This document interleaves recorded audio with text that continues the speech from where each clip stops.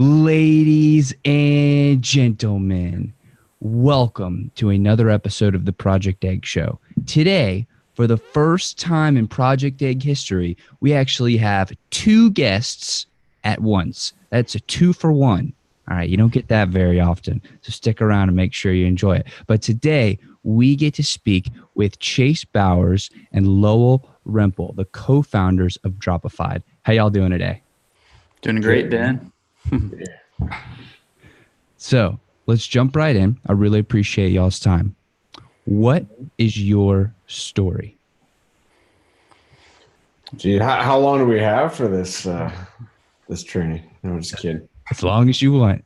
Just kidding, man.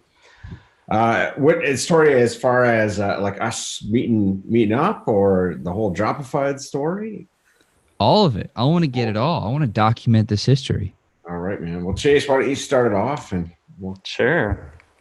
All right, so I will condense it. But in 2015, I was at a mastermind group of marketers, entrepreneurs, business owners, and we were just meeting and just sharing ideas. And a guy there was his story was he just got out of prison, and he not just got out, but he had been out recently, and he was trying to get his life straightened up, trying to do some legitimate work. And he had stumbled upon this drop shipping thing, and he was sharing with the group, I made, thousands of dollars in just a short amount of times, like 30 days, or he'd made like 15, 30 grand in a short amount of time. So everybody's like, wow, tell me what you're doing. This is really, really cool. So he began to share with the group, and I was listening. I was in a transition period. I was actually looking for what I was going to do at the time. Had a background in marketing and software, and when he started telling this story of what he was doing, basically setting up a Shopify store, pulling some product images, just images, and putting them on his store, and then selling them through Facebook ads. I was pretty intrigued, but the first thing I noticed, just the way my mind works, is that we could automate this thing and make it so much easier. It was a very, very manual, tedious process, and so that's what I did. I had developed a couple other softwares, and I had really just one guy that I was working with at the time, and immediately, like a couple of days later, I had solved a very, very small problem, and that was just importing products into Shopify from AliExpress. And I showed it to them, and basically you click on a Chrome extension and click a button, and it zaps over your product in like 5 seconds. So that's where it all started. And from there, we just grew it. We had a beta. We launched it. It was very, very successful. And we just kept growing, and it was really, really catching on, and spread by word of mouth. Hardly did any advertising up front, even though my background's in marketing. It was just spreading like crazy. And then Lowell had been, and I've kind of let him share his side of it as well. But from my perspective, a year, probably maybe just a year or so, year and a half after Dropify had first launched, Lowell and I we actually connected in person. We had kind of heard of each other before that, but we were both speaking at a conference. We were on a panel of ecom guys, just sharing kind of our experience and advice, and we got to talking, and so that's how we met. And then from there, it's there's tons more to share, but I'll give it over to Lowell and kind of let him kind of share his side as well. And basically, in a nutshell, Chase lost a bet, and we became partners. So, no, you know what? You know how it's funny how some people you can just connect with really, really easily. And I mean, I get along with a lot of people and whatever else, but sometimes it's just that something that I've sort of studied that. I don't know if it's something that you're missing, that you're looking for, or just you have the same kind of plan and background and looking for the same thing. So anyways, we connected. It feels like I've actually known Chase a lot longer than I have, in a good way. We've become really good friends, and we really enjoy, serving others and helping others and finding solutions and just having fun in business. So my background is definitely a lot more in the marketing side of things. But I have grown some other businesses, and basically it's always looking at like a solution or an opportunity to solve someone else's problem and make something easier or better, always in every business. And by sort of sticking to that, it really helps us, just plan and make the best kind of business that we can, whatever we're doing, because we are involved in some other things, and it's the same kind of strategy no matter what we're doing. So once y'all met up and y'all started becoming friends, how did that actually evolve into a partnership? Well, you know what, we were both involved in software, similar kind of in the e-commerce space. So we had some similar kind of solutions, I guess, that we were looking to solve, and just some unity. And I think we both, I can't speak for Chase, but I definitely saw some strengths that Chase had that I didn't have. And even though you could do them, that doesn't mean that you're really good at them. And Chase definitely had some of those. And I feel that, I had some of the other side of that as well. And, it's great to have like one thing that you're good at, but as anybody knows in the entrepreneur space, you sort of, at first, you're jammed into this, like this peg that has to do everything. You have to be good at everything. And somehow, some entrepreneurs evolve into the ability to be able to have other, people in your organization or partners or whatever do those things, but some don't. They always somehow, even though they have employees and that, they always try to be everything and micromanage everything and be part of everything. So,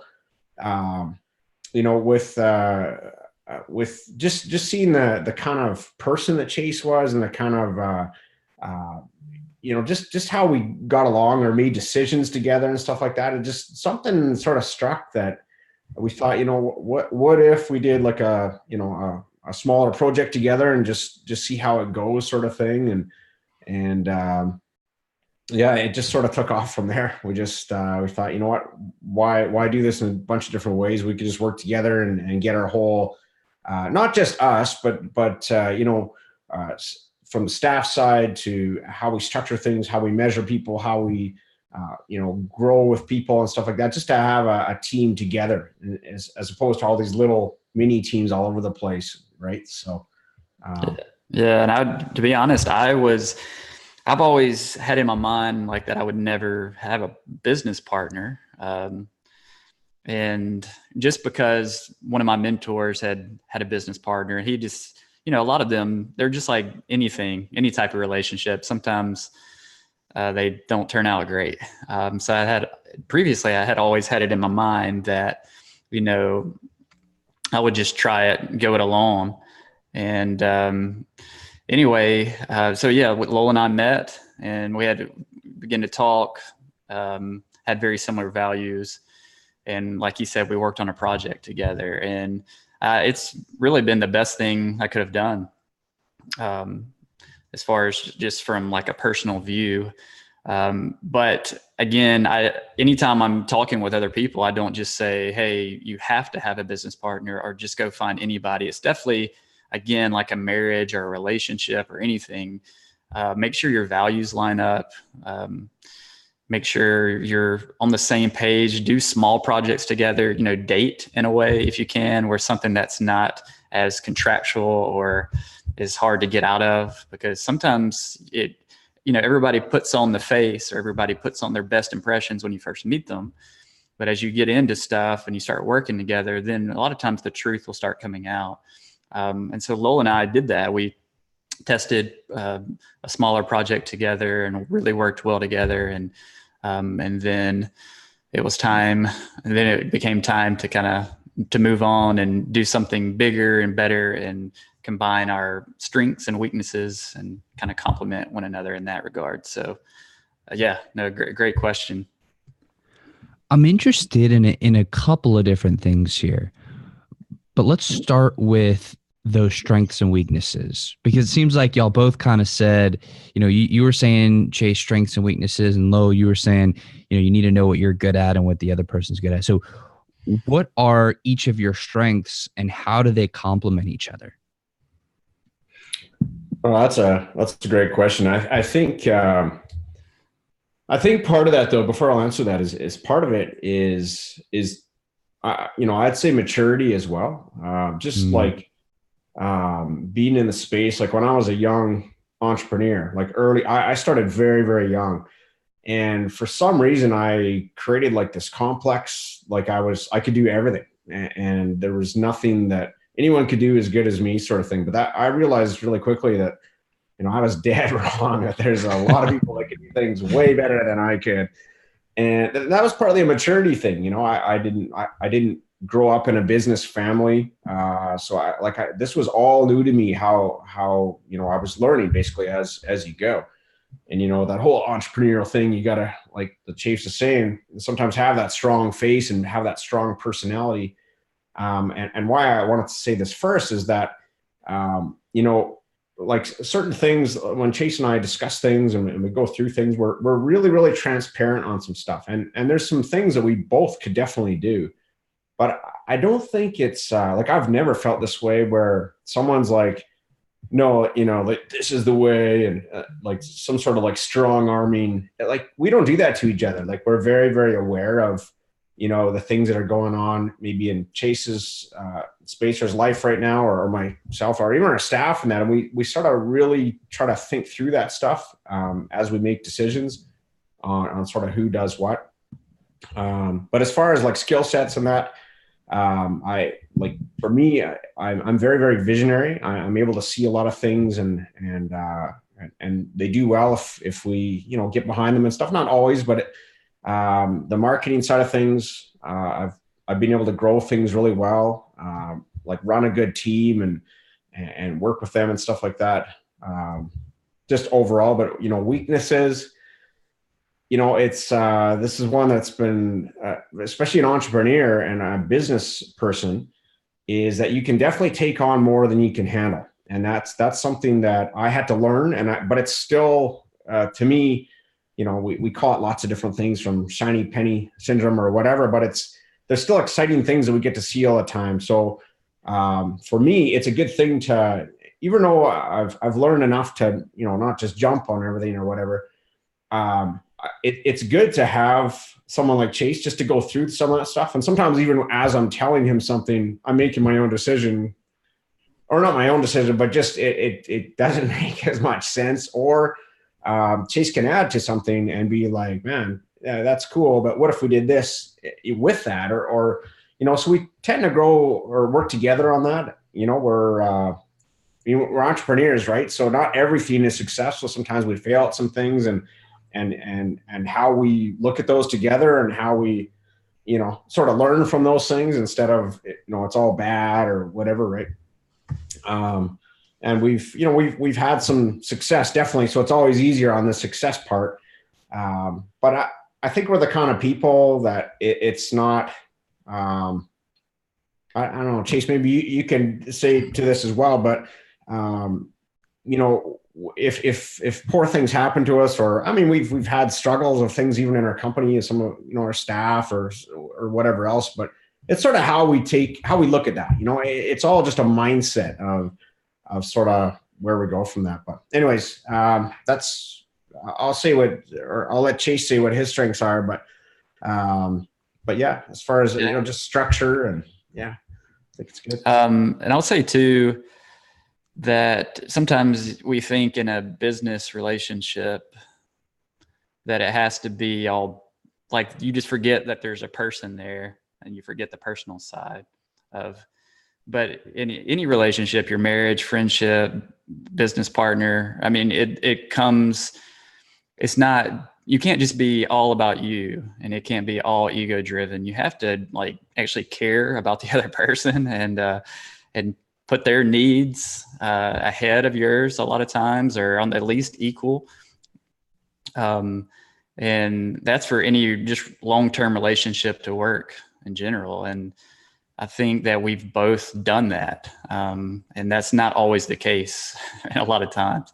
If you're always about you, then you're going to start burning bridges and leaving a trail behind you of just people you've just crushed in your path or whatever. And so I think that's a key to our relationship so far. And as long as we can keep doing that, I think it'll continue to go for a while. As far as weaknesses, and strengths, definitely Lowell strengths, vision, leadership. And not that, again, when we say these, it's a lot of us entrepreneurs have the whole range of things that we can do, but it really stands out in those areas for sure. And motivation, gathering a team, rallying a team. And for me, I don't know. Lowell just brought me along. No, I feel like I can build or just care about people, trust people, and just kind of bring them in. I can see like just very logically just how to solve problems, which a lot of people can do. Weaknesses, I care too much on display. So anyway, we definitely both have strengths and weaknesses and complement. So I would say anybody that's listening, if you haven't considered a business partner, don't take it as serious as you would a marriage or a long-term commitment, and make sure you test it out first, and then you'll have a lot better chance of sticking it out. So it seems to me like you're very humble, Chase, specifically, like that. That's I'm really the most what's humble guy you'll ever meet in the whole world. But like, if you really had to say like, okay, these are the things that I kick ass at, like these are the things that I know that I'm going to get done and I'm going to do better than anybody else on the planet. Like, what do you really excel at? What do you love to do? I think I can take complex ideas and make them simple. Even conversations, people talk around each other. I can take it and just make it into like a 1-sentence statement of here's what needs to be done. So I think that fits in.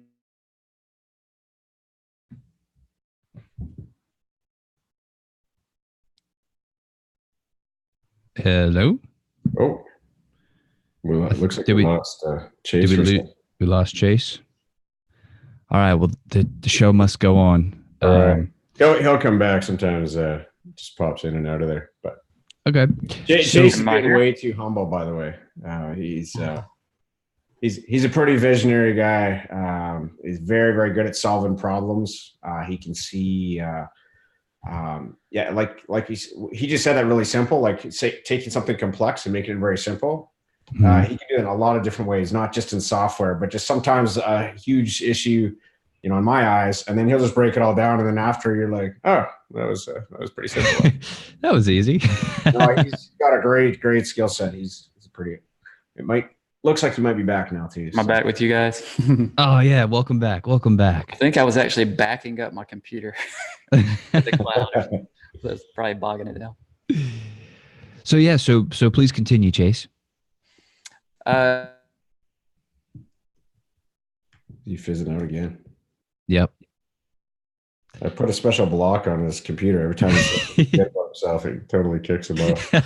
Maybe that's why he's being so humble. That's right. So no one sees the other side of him. So you mentioned something, Lowell, that I thought was really interesting earlier.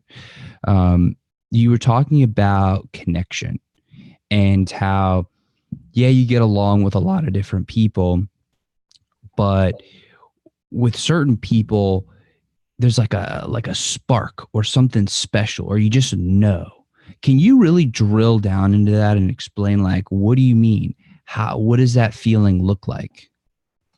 Yeah, no, that's good. And the reason, you know what, when I look back on, like, I've always had a bit more of an ability to see something. And I think what it is my background years ago in sales. Because I had a way, somehow I could quickly read, like, if the person had any interest or where they wanted to go or whatever. And it really, it's just like, looking at their whole character, looking at how they body language to whatever. There's a way of, anyways. There is certain people that there's no question that you connect with, and some that don't. Like, you can always make it amicable and happy, whatever. But there's just you'd never just hang out and go fishing, or you'd never, you know what I mean? Like, there's just so. Yeah, with certain people, you do see that spark, or you can just connect like very, very quickly. For certain people, even some of our staff and leadership, but with Chase, I found that like very quickly. Like, it literally feels like I've known Chase since I was a kid. Like, which that's pretty cool, really. We've spent some pretty quality time together, and there's no like surface talk. You know what I mean? Like, it's not all that. I don't know. It's just real. You know what I mean? Like, that's what I like about it. There's no like sugarcoat and stuff. It's real. And I think personally, that's what excites me. When I look at all these reality shows and that, like, I think it's just bizarre because it's so like unreal that you know what I mean, that people actually have that. But I just like real people. I like the heart of people. That's why even going, I don't know, visiting in third world countries or whatever, like, people are just real. You know what I mean? Like, it doesn't get any different. That's what I love about those people, and so anyways, yeah, I like people, but there is a spark, no question, in some people. I think that's what it is. If I was to tag it, is just being real. So when you're first getting to know somebody, you're first assessing their character, you're really drilling down and like working to understand who they are. Hey Chase, welcome back. How do you do that? Like, how do you really drill down into somebody's character to the point of being able to know if there is that spark or not? Well, it's not like I have a set way all the time, but I guess if I was to break that down, it's like, I definitely am. I don't know, when you first meet someone, it's not like you're like trying to pinhole or whatever, but being that I've been in that sales kind of just looking at people and quickly, and you got to be careful because you don't want to just start judging people. I've definitely been wrong as well. But just overall, if you start asking like, one thing I notice in a conversation is if someone just talks all the time, like they never ask any questions ever. I find that very strange, right? Like, it's sort of like, just in conversation, like normally it'd be like, man, like, what's going on? What's going on in your world? How's life going? But if it was just like, Ben, blah, blah, blah, I'm awesome. Here's all the crazy stuff in my life. And you're just like, oh, it's just not the same, right? We're not really connecting. So that could be one. I think the body language thing, I can see if people are nervous really quick. Like, for some reason, people sort of have like a nervous, like, awkwardness sort of thing. Not that that's bad, but and some people are like, I find that people that are super, super brilliant. Like, when I look at my dad, he's extremely brilliant, but socially he's sort of awkward almost. Like, he's really good at that small talk for a little bit, but after like 2 minutes, it's almost like he's at a different level and he can't communicate with us average folk or whatever. I don't know. It's sort of weird, man. But maybe that's just me. Maybe I'm more of the simpleton sort of thing. And he's just different kind of person, right? Different kind of, but yeah, so to break, I don't have like a checklist or anything, but it's definitely, I've been pretty right with the old vibe, like on almost everything. So I'm definitely, like, listen to your gut sort of thing. I'm definitely one that does that a lot more. Something's not right. I'll keep speaking up that something's not right. And usually it turns out that way. Right. So, anyways, yeah. So for Chase, the guy was saying it just made sense in so many different ways, and still to this day, as we're getting, stronger and stronger in our relationship, and like what Chase just said, like learning more about each other, and like getting involved in each other's worlds and stuff like that. It's pretty cool. Like it's just getting better and better. Even my wife and I, we talk very highly of Chase and his wife. So it's just cool. I mean, and we hang out as couples, which is hard to do as well. So, but yeah, and we just love doing business, right? So it's a fun thing of something that we both have a pretty strong hobby at. We enjoy just growing business and talking what we can do and stuff. So, all right, am I back, guys? Yeah, welcome back. I had to switch to mobile view, so I am out and about now. Hey, good pivot. So yeah, you want to? I'd still love to hear the answer to that original question. Yeah. So basically, yeah, breaking down things that are complex into very simple.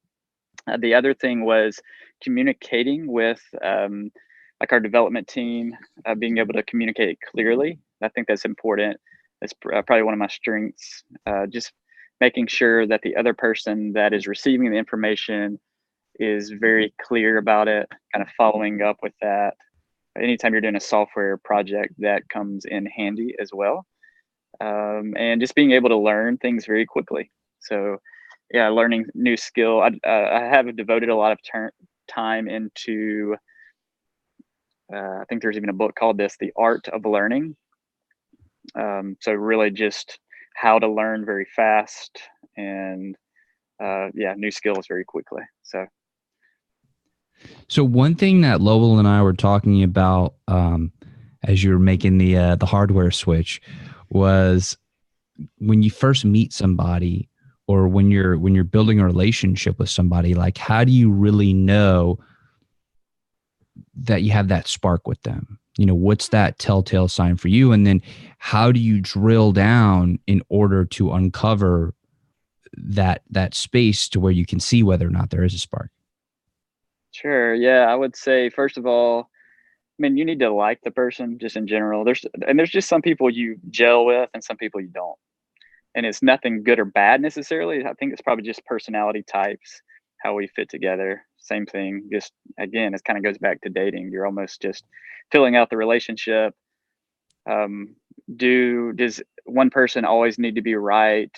Is somebody's always trying to one up the other person?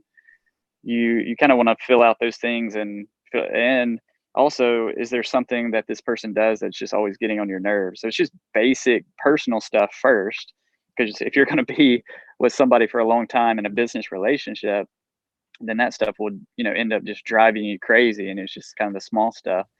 So just some foundational things, and for me, probably for Lowell too, a lot of it has to do with just values, what type of person they are, at least when you're getting to know them, how they talk about other people.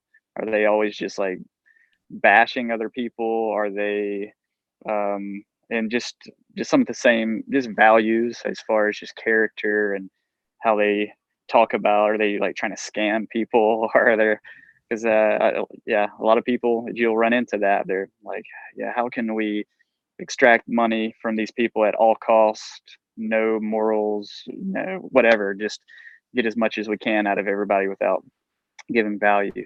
So yeah, I would just say character things next, and those are kind of the basics. And then as far as the next level, just like business fit, do we fit well together business wise? Just kind of what we talked about, strengths and weaknesses, do they complement one another? And then kind of if all those things fit together, you at least have some type of recipe for this could work long term. And that's kind of, again, that's just off the cuff, but I would think that's kind of the way that we have approached it somewhat. When y'all were going from separate business entities, you had done the project, realized you liked each other, realized y'all worked well together, decided, all right, let's do it. Let's make it happen. What was that process like? Was it like a consolidation? how did you unite all of your, your intellectual property, your teams, your capital? Like, how did all of that work logistically? I think it's just a napkin. Is that right, Will? Just Good napkin. Yeah, I just signed on the napkin. And no, to be honest, it was quite an undertaking. Took us a while. And that's definitely something to consider when you're doing this as well. There is the logistical, structural side of things, from especially with existing business entities and new entities, and just getting lawyers involved. And one thing you want to try to do as much as possible is keep it as simple as possible. But at the same time, you do want to protect yourselves and your companies as a whole. And there's tons of different ways to look at it. But it probably took us a full 12 months from start to finish. Of course, we're still doing business as all that's going along, but just, we also had a name change in there for, it used to be Shopify app and now it's Dropified. So that added to it as well.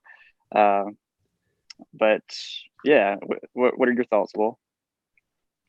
Yeah, it's a process, and we knew it was going to be. I mean, we started mapping things out, like what ifs. We had quite a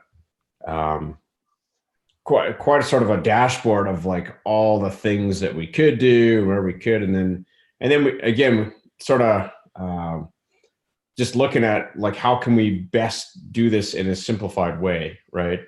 And even during that process, that's when we decided, even some of our initial thoughts, you need to pivot sometimes, right? Being an entrepreneur, and that's what we had to do. We had to, we had a couple like small partners and some other stuff. We had to move the focus more onto, there's only so many things you can do really well at once. So we wanted to really get our focus down, and then during that whole process, we developed like our fundamentals for our whole company. And it wasn't just like some like weird mission statement we threw on the wall or something that sounded cool that no one really ever looked at again. It was like what we truly believe in, like what's our core values of our business, that if we weren't here at that time, how do we want our staff to be able to, just not only see the company, but how we want them to operate, and what's part to, and we knew in doing that, that creates some staff changes sometimes. And so it's always evolving, but we knew that, and we embraced that. And again, it's sort of how we embrace that, right? So it was definitely a process, and we knew that, but I think like we've had enough discussions that it's not just a one time thing that we're gonna, like, we have all sorts of ideas ongoing of some all sorts of projects that we'd like to do. And in part of doing that, again, you need to be on the same page, because we're growing teams that way. So now when we add more into the mix, we can handle all that stuff, as opposed to trying to do everything and try to then handle it. That's different, right? So that's something that it does take some time, and during that process, you're learning too. You need to like literally make time to have those conversations. Like call up Chase and be like, man, how are we doing? Like, is there any way I could communicate better? Are we, is everything good? Is there like, is there do we need to meet and hash anything out, or is there, I think it's healthy to do that all the time, and put yourself almost in that vulnerable state, because if you're trying to be somebody that you're not, who knows, right? You could, I don't know, create animosity or whatever that is anywhere. And I think it's just healthy to do that. And, to like Chase said, that the whole dating thing, but, as you're going through things, just life happens, right? There's other things that are happening in our world and family and stuff. And, being a business partner, you're sort of taking that on of your partner, if something, that's just part of it. And you got to be aware of that. It's a real person, it's not just some bot or some name over there that's supposed to be doing something. Like, it's, we're working together on this, right? So, yeah, anyways, that's just part of it. And it's that mindset again, really, on just, where you're trying to go. And we have check-in points all the time. Like we try to meet up at least every quarter or more, sometimes with some staff, sometimes just us, and just take some time, shut everything off, do some masterminding, throw some Post-it notes against the wall, move some stuff around. Like I think it's healthy to do that, and always have check-in points. Where are we at? Are we still cool on where we're going? Do we need to pivot? Do we need, and that's never a one person decision. That's definitely a group, and you need to be aware of what's happening in your partner's world as well. So and I can say, just because working with some other partner and other people and stuff, that so far it's been great. But that's partly our mindset coming in as well, right? It's just being aware of the other person, and their dreams or their vision or whatever, right? So it's never a one person show, and it just boils down all the way to your staff too, right? We like to think that we treat our staff in a much different kind of a way. We definitely bring them into decision making, and just to hear even different thoughts, and really that's the smarter your company is listening to other people around you who also have a lot to participate and a lot to give, right? So it seems like there's also a ton of respect that is just pervasive throughout what y'all are doing, because like the whole time we've been on this interview, and it's been live, so there's nothing scripted, there's nothing edited, nothing, it's all uncut. Like, I mean, it just seems like there's a lot of respect coming from all the different angles, and I really thought that was insightful, and both y'all kind of said it of the values needed to be in line for it to really work, and it seems like that's one of the underlying values there. So that's interesting. Do y'all like write down like, we want this value, this value, this value? I mean, I know you talked about like getting together and masterminding and thinking about stuff like that, but specifically, like, do you have like this paper that's like, this is what we stand for, this is exactly where we're going? Or is it like kind of this ethereal, you all kind of have a general idea of where you're going, but it's not like specifically mapped out all 100%? Like, what does that actually look like for y'all? We actually get very specific on that. And so Lowell mentioned fundamentals, and that's what we call them. And they're actually, literally, it is just a list of behaviors. So we've defined around 30 different behaviors. So like from treating people the right way. They're kind of like high level statements, but that are pretty specific. And then under each of them, they kind of direct our entire company and the way we operate. And then we also provide some subtext to each of those as well. And one of the things that we have done is we have something called the fundamental of the week. And we literally will take this behavior, this fundamental, and focus on it for the week. And it's just a great opportunity to discuss that and embed it into our culture. Like Lowell even mentioned this earlier, if you just have some vague mission statement and hang it on the wall or in a remote environment like we are, if you post it one time in Slack or whatever it might be, then nobody's going to remember because they're just engrossed in their day-to-day details. So you have to be very intentional about your culture, the way you cultivate things, and we're definitely not perfect, and we're learning and trying to get new ideas all the time. But that's one of the things that we saw tremendous success with, was defining behaviors, incorporating them into our team, and focusing on them one at a time, and just keep bringing people into the discussion. What does this mean to you? If this were to happen, how would you react to this? And Lowell even brought this thing called tacos, and I'll let him kind of talk about that, and that help even reinforce that some more. Yeah, we found it was just like a Slack app, basically, that how you can, it keeps track of, like, you could reward people for something and they could receive a taco, right?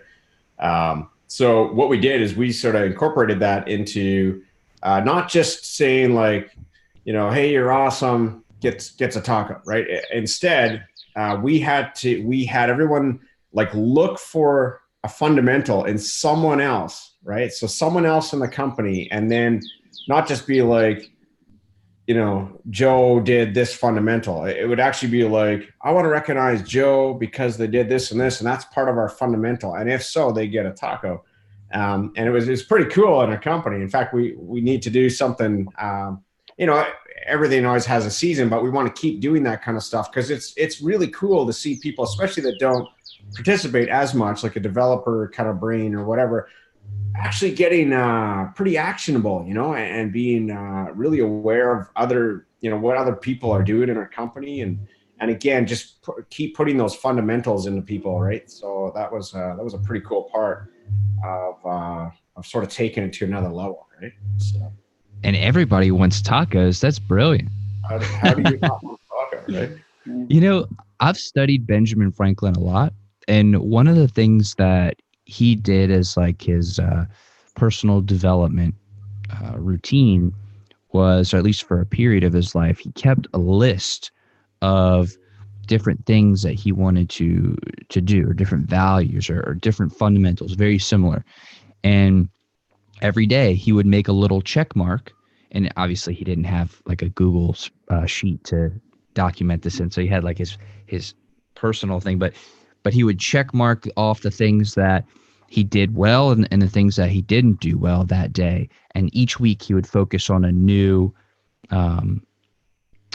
fundamental, or a new value. Did y'all get that idea from Ben Franklin? Well, I think a lot of that kind of stuff just keeps evolving. I mean, there's definitely other things that people are doing. Like it's never just like you came up with the idea, but yeah, I mean, there was a lot of discussion on like how do we put these fundamentals into our company, and even like how we thought those through. It wasn't just like, oh, that's a good one, like let's put that down. Like we actually, it took us quite a while. Like we specifically went through like every part of, or every behavior, basically, like what Chase was saying, and do we believe in this? Like, is this something that we can embrace? Is this something that we do? Is this something that we think our staff can do? So looking at all of those things, and also being in a remote kind of a business, right? We're not all in the same office. So that's different when, you're at the water cooler and seeing how Sally's doing or whatever. Like we're not in that environment, right? So to be able to build that team all over the world in a digital environment is a little bit different, but we knew we could do it. We just have to figure that out. And I can't put it on one person. We looked at a lot of different ways, which was probably a little bit of everything, and then pulled those all together. Definitely. Once y'all cemented your partnership and y'all were like, okay, now we're together on this, it's time to go, let's rock and roll. And it seems like in the beginning, I believe, Chase, you said that it's the technology spread by word of mouth mostly. But once y'all got on the same page, what were the biggest levers that y'all pulled in order to grow the business? Yeah, I'll chime in first, and then I'll let Lowell kind of chime in as well.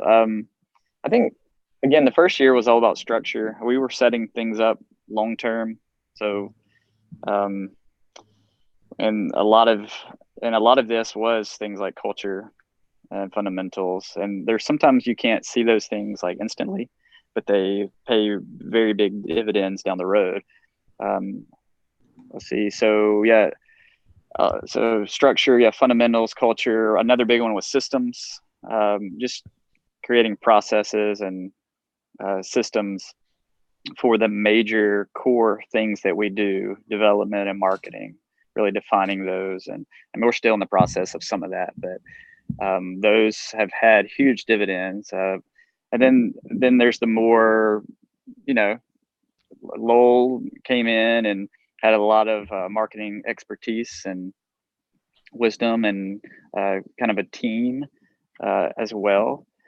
And that's something that we have really focused on here lately, especially once the structure has been had been set up. So I think it's still definitely even a process now of just incremental improvements. We didn't try to do everything at once, because it's, again, if you try to focus on too many things at one time, you're just going to be so spread out and just fail at everything, or do it all halfway.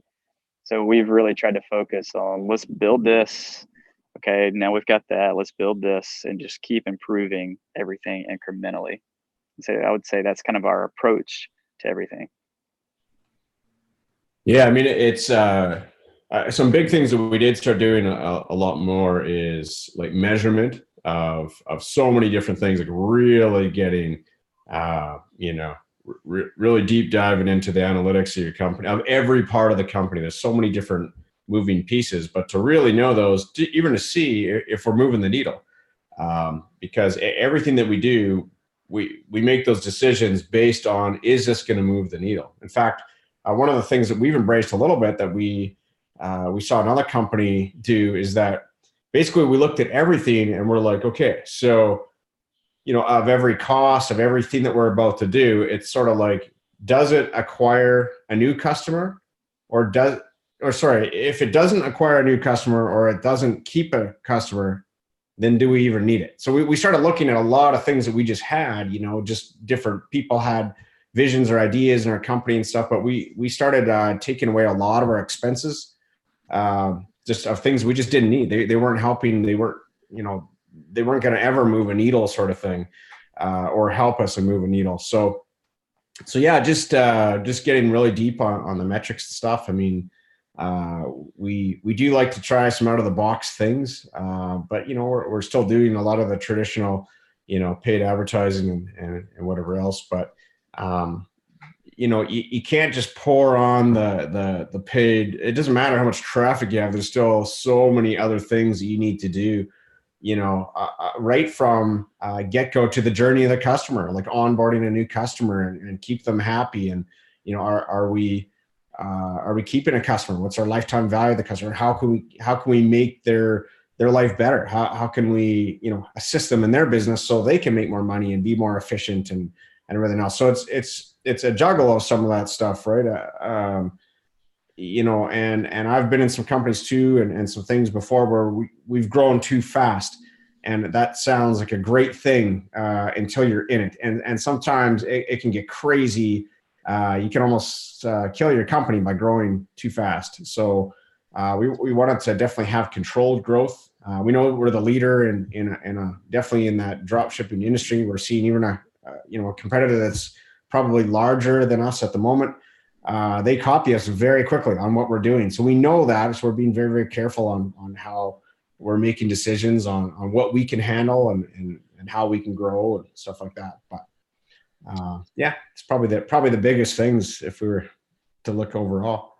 Yeah, and I'll throw in there too that as a entrepreneur, as a CEO, business leader, manager, there are a million different things to think about and that you could focus on. But one of the things we're learning is to really find like what is essential to the success of your business. And a lot of these they're easy things to think through, but it's really taking the time to do it and write it down and getting serious about it. What are the things that are essential to us having success? And Lowell mentioned some of the things. Does it keep a customer?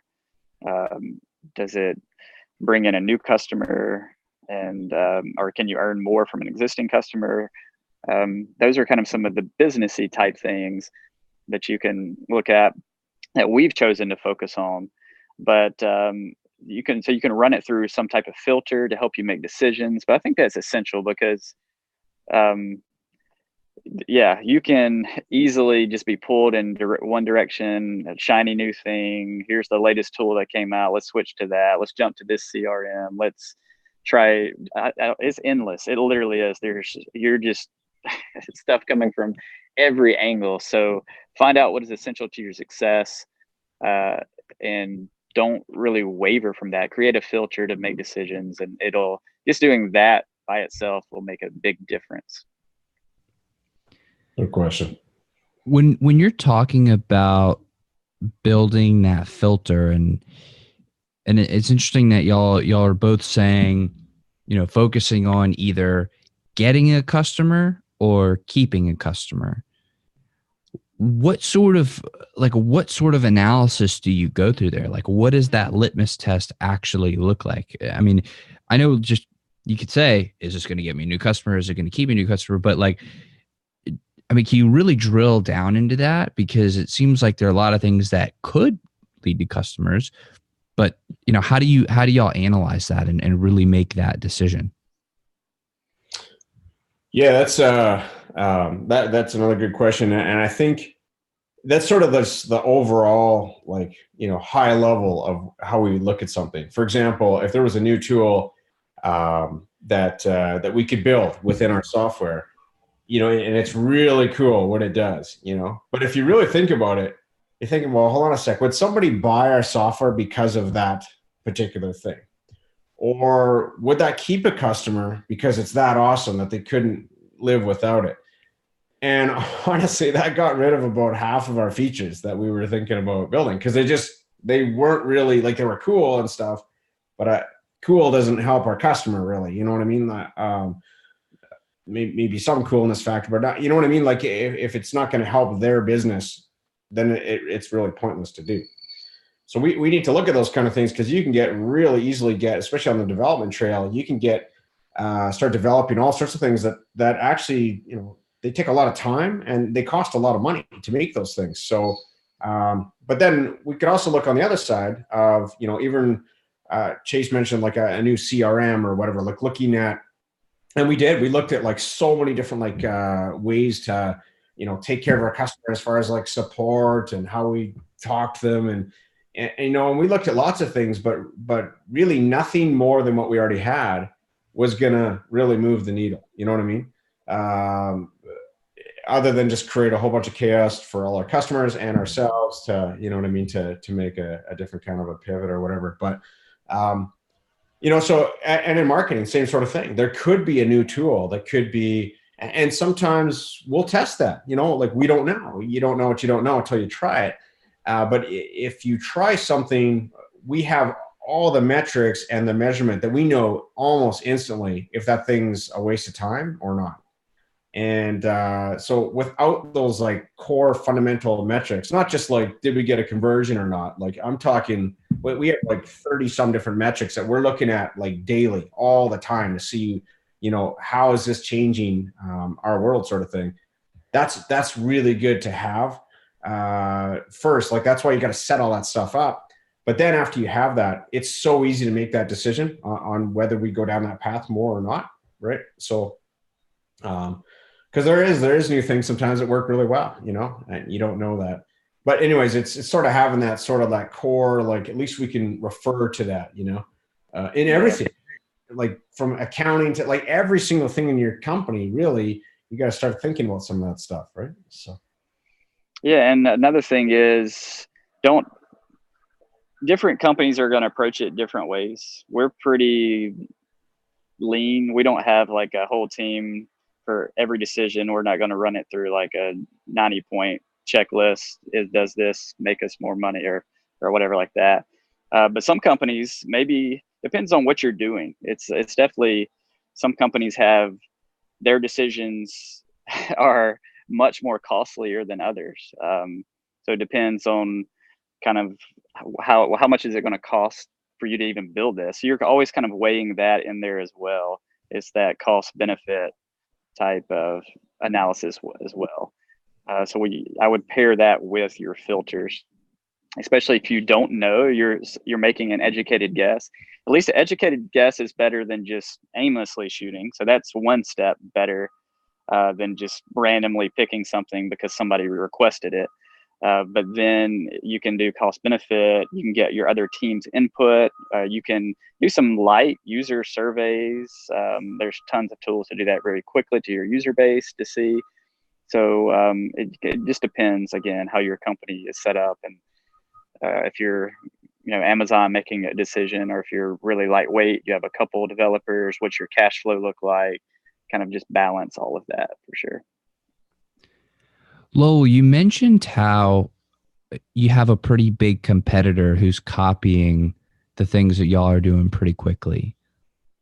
Can you drill down into that and talk about like that phenomenon? Like how do you deal with that? Like it seems like something that could be a pretty big threat. Like how do you deal with that? How do you overcome it? What's the strategy to beat that? Yeah. Well, basically, I mean, I think we're all fairly aware of each other as far as competitors. Even we look at our smaller competitors and stuff as well. They might have a new angle or a good idea that we may be able to build into our company. But one of our competitors, probably our largest one, is it's owned by Shopify. So that sort of makes it a little bit more difficult. But there's also a lot of, again, it's all how you look at things, right? There's a big bonus to us as well. Like we now focus on a lot more platforms than just Shopify, right? We're with Ecommerce, lots of different things. But they're now more of like a corporate entity. So we're noticing that they're taking a very long time to make decisions, and you don't move quite as fast. I used to work with a really large company, and I just watched like how slow things would take sometimes. So that can be a disadvantage. I mean, they also have a lot of advantages as well. But we take it as a bit of a compliment as well. Like we just did this thing called the 60-day challenge on the last quarter of last year. And we had a tremendous amount of people go through this thing. And it was just like, it was all like a freemium kind of, just giving people like a tremendous amount of education to help them be successful. And we noticed quite a few, actually. I think there was 4 competitors that copied us, like literally within like 3 weeks. And they had like a 21-day or, whatever, 14-day challenge or whatever, which, that's cool. But if you just let the public know, like you don't say anything, it's funny how fast in the forums and stuff, people are like, oh yeah, they're totally copying Shopify, and or our own customers are like, oh, look at this, nice try, So, I mean, it just sort of happens, right? And there is quite a few things that we know that we're doing a lot better, and we're focusing more and more on that, because when people also, our biggest competitor does have a freemium base model, but we feel that we can, like the true business people that are actually having success and growing in that, we feel that we are a much, much better platform, because we've really focused on making their life better and creating opportunities that they can make more money in their company and scale better and have other platforms and all that kind of stuff. I guess we sort of take that as a compliment. We've also had some fun in the media too, of just playing around a little bit, sort of having some professional fun. There's nothing wrong with that. Online, it sort of helps things go a little bit viral and stuff like that as well. So, but yeah, we don't have like a here's our checklist of exactly how to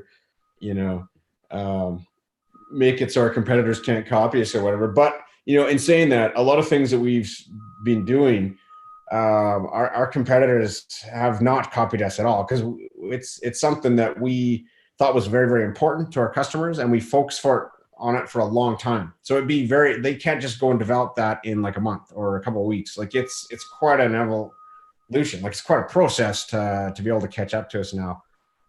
But we're never too cocky that we can't learn too.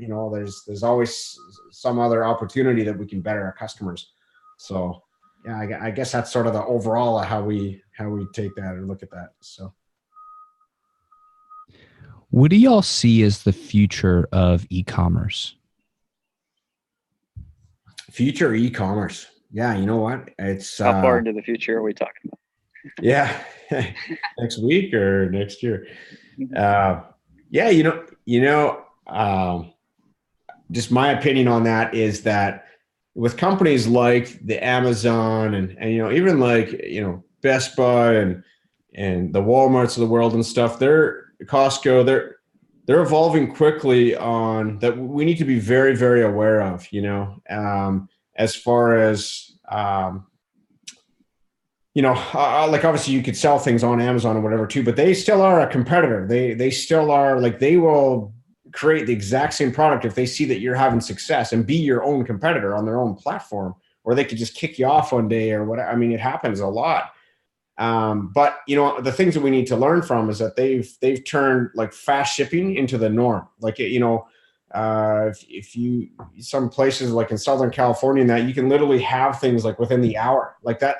That's pretty hard when some of the things that we do, it can be weeks before certain products can arrive in that. So that's definitely something that we're embracing. We're looking at having a much better solution.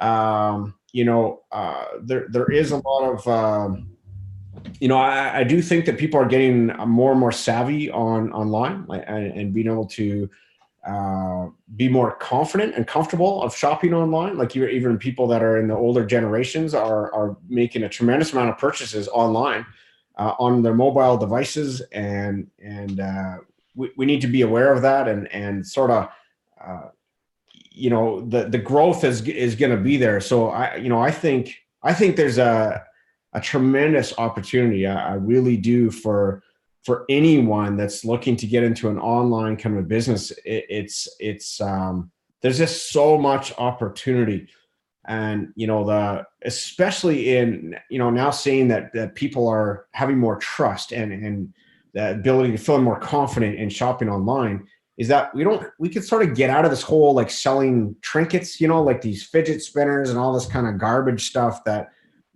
really you would never buy. And I always talk about like the airport gift shop, like there couldn't be any more stuff that I would rather not buy than walking through, those kind of like trinkety shops. That's me. Maybe some people love that stuff, I don't know. But the larger items, the things like we're watching companies that are selling, things like mattresses and furniture and larger scale stuff all the time. Tesla selling cars online, or lots of companies, Ford, Chev, whatever, selling without even going into a dealership. So you need to be aware of these things, and you need to embrace those. And also it creates the opportunity to be able to sell a lot of those larger ticket type items, and so, yeah, just overall, we're looking at, these platforms like, the typical Google, Facebook, wherever you can advertise, their rates are not going down anytime soon. Their CPM rates are going higher and higher as they're getting more sophisticated and more quality traffic and targeting and whatever else. But that's okay, as long as you're able to, sell things that you can still make money on after paying for your cost of goods sold and your advertising costs, which is totally, the ability to do. So, I think there's a big opportunity for e-commerce. Seeing some very things that you've never even heard of in very unique industries that you typically not be able to target, doing very, very well and having extreme success. So, I think there's a big opportunity, as long as you're embracing some of those changes, or the things of what the big leaders are doing, right? So, for sure. Chase, what about you? I think depending on how far in the future you're talking about, but just in the near future, I mean, things are changing pretty rapidly in a lot of different areas. So one guy I tend to follow and listen to for this type of stuff is Peter Diamandis. He does is a book called Abundance, another one called Bold. He focuses on exponential technologies. Without getting too much into that, a lot of our technology does affect the way we will be able to purchase things. Advertising channels and purchasing channels, social channels, they will all change eventually. So that's definitely a trend to follow. I don't know what that's going to be, but it's just something you need to be aware of, as either whatever part of the spectrum you are on the e-commerce, whether you're a customer or a business owner or a software developer. Those are things that to look at. The way we pay, cryptocurrency, how does that change? How does that continue to evolve? do people embrace it, and what's that timeline look like? What's the government regulation look like on that? Artificial intelligence, what does that look like? So there's all these different things that will play an effect. Again, I don't have the answer. It's just really the way I look at it is I'm aware of it. I'm constantly evaluating it. You have to decide as a business owner or a software developer where you want to get in on this. Do you want to be early stage, try to be out super in front of everything? Or do you want to kind of let the majority catch up and kind of just be aware of it and be ready to kind of insert yourself in that? So that's kind of my take on that. What about way far out? Like, however, like how far can you see? I mean, yeah, if you're going super far out, I would say you, like there could be, this could apply to e-commerce. This is something I was kind of listening to or hearing about the other day. Like I think it was a TED Talk actually talked about how we could vote basically using machine learning algorithms that map out our preferences, and we're just answering questions about like what we like, what our values are, what our views are. You could almost do the same thing with e-commerce and make your AI, artificial intelligence, these algorithms complex. You could almost have one that you subscribe to that would make choices for you based on your personal preferences. Now I think that's a little ways out there, but we have that technology to be able to do that. So if you're really, there might be more and more Alexa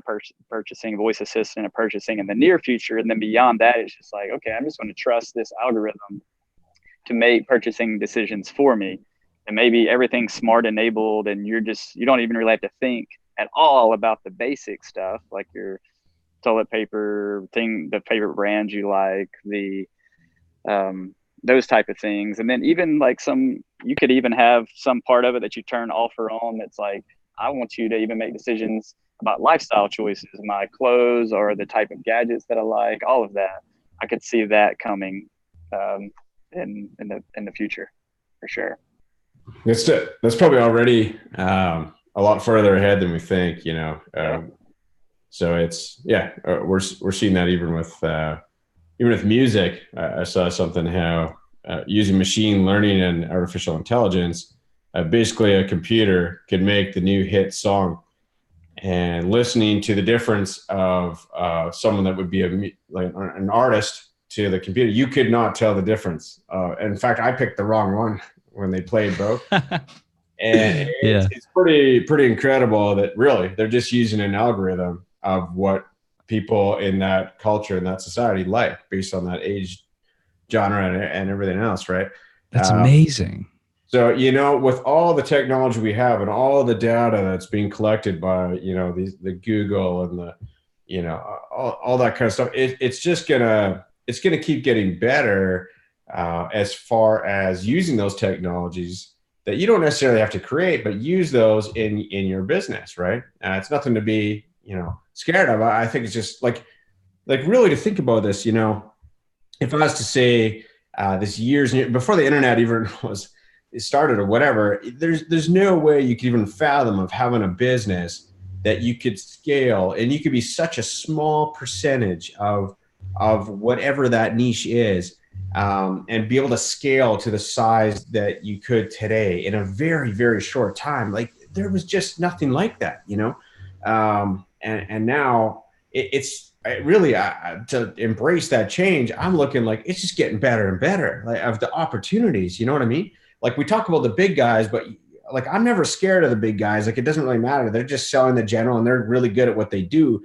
But there's so many things, so many opportunities that are created, and they help us. They're helping our consumers gain and build trust and be comfortable and buying things, and they're helping to build some of these technologies as well. So I think the future is just going to get better and better as far as opportunities of how we basically provide that opportunity to an audience, and the right audience. Reality is going to play a huge part in e-commerce moving forward, and I'd really like to get y'all's opinion on this, because what I see in not the very distant future is a world where you don't ever have to go into a brick and mortar store anymore. You could try on clothes, like you put on a headset and you could try on clothes. Or let's say you're working on a virtual team, you could put on a headset and everybody could be in like a virtual conference room, and you could be like in a digital office type of setting.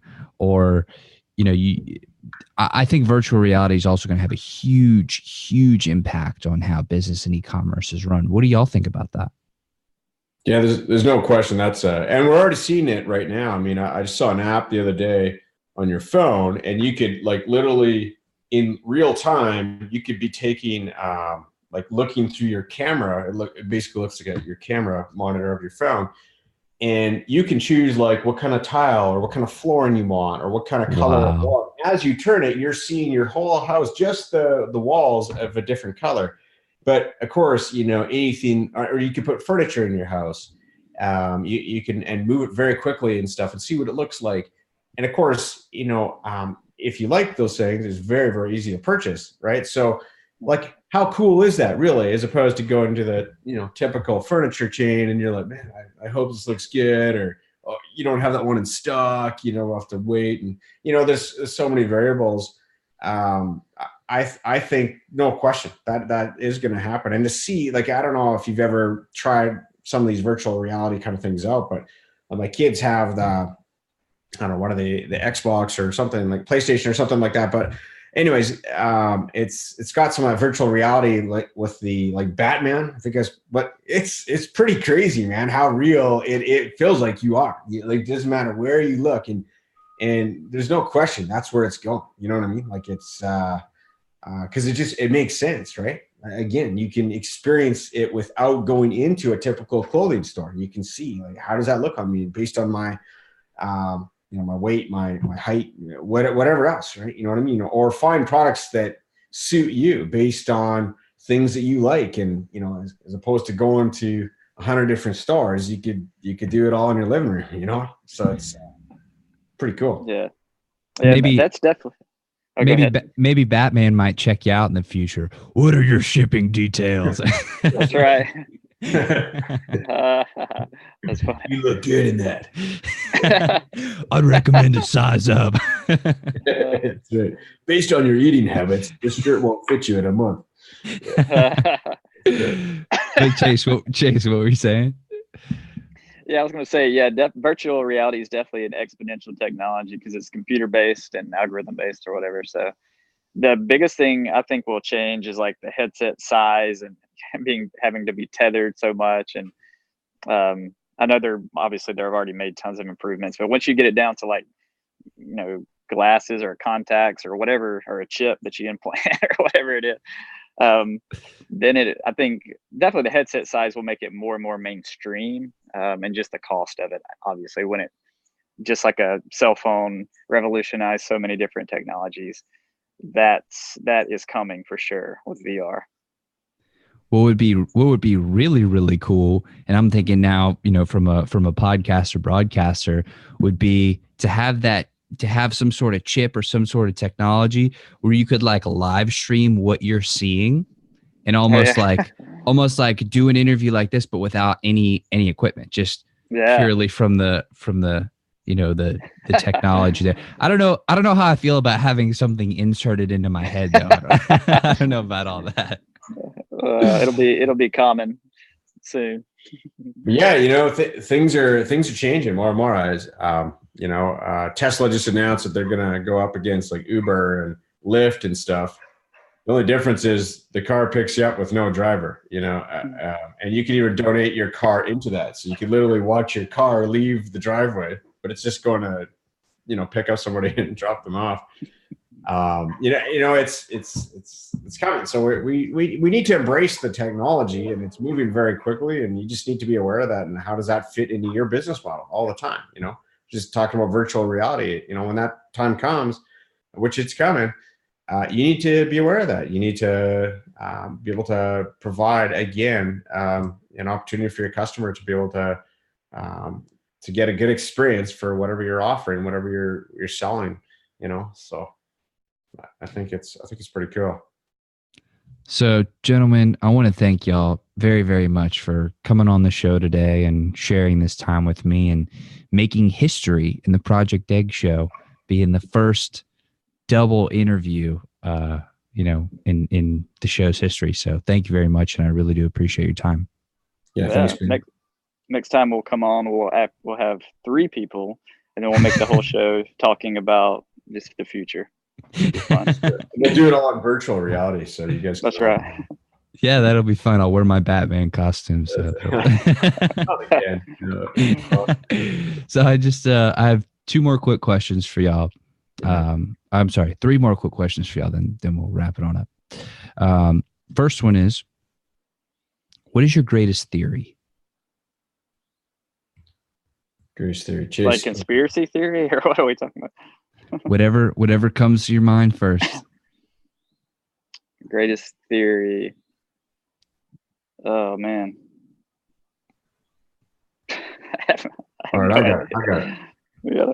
All right. Here's my greatest theory. I believe that like human beings in general, I believe that we're all, no question, created equal. Right. And I think it's your decision on what you do with that gift or however you want to look at it. You know what I mean? Like I really do think that, right? We all have, things that can happen to us, but overall I think it's a matter of choice, really. That's something that I think, no question. Cool. I would say greatest theory is or something that I believe in. How about that? Strongly is I think just the power of I guess self-belief and the power to know that you can impact and influence many people in a positive way. I think a lot of us just doubt ourselves a lot, just because maybe it's our background or the way we brought up. But if you can truly just tap into that and know that you can make a difference and you can impact and change somebody's life, that's a huge mindset shift for you. So that would be, I don't know if it's a theory, but it's definitely something I believe in. Is there anything that I didn't ask you guys about that y'all think are important pieces of who you are? In other words, what did I miss? We didn't talk about, I like long walks on the beach, horseback riding. No, I would say, just having fun too and lighthearted about it. We definitely try not to take ourselves too seriously. Even, at least try to challenge myself not to take myself too seriously. But that would probably be for me.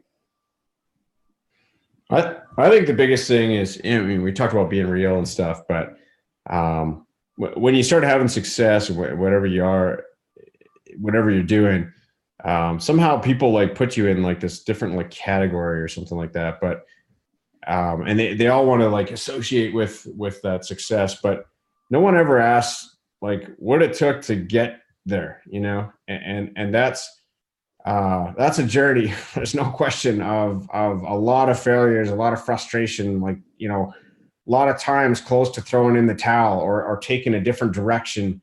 And I think people need to know that and hear that, because I think if you're going through that journey right now, it's not always fun. There's a lot of times that there's no one else to talk to. You may not have a partner. Maybe you do, but it doesn't matter. Maybe your spouse is not into business and you are. Like, it could be pretty lonely on that journey, especially when you're having some frustrations. But you know what?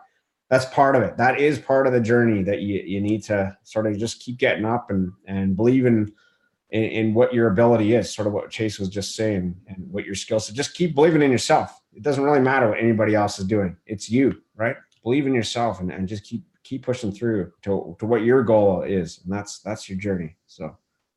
And one other thing, know the right questions to ask, or don't be afraid to ask questions too. Like even with Ben, with your interview, if you ask terrible questions, we'll probably get terrible answers. So the reason your podcasts are good would be because you're asking the right questions as well. So, and you can take that personally as well. Be thoughtful on what you're asking, and continue to probe, get clarity, keep digging. Definitely. I'm trying to think of how to phrase this properly, but I'm 24, right? Mm-hmm.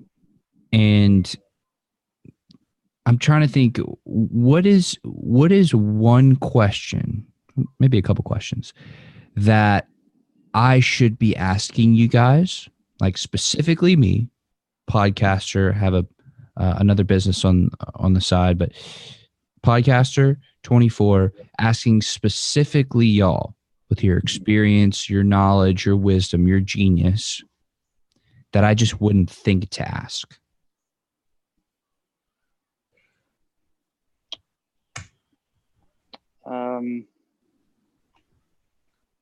I don't know. I typically always, I pray and stuff. So when I pray, I usually just pray for wisdom in general. I know that's very vague, but I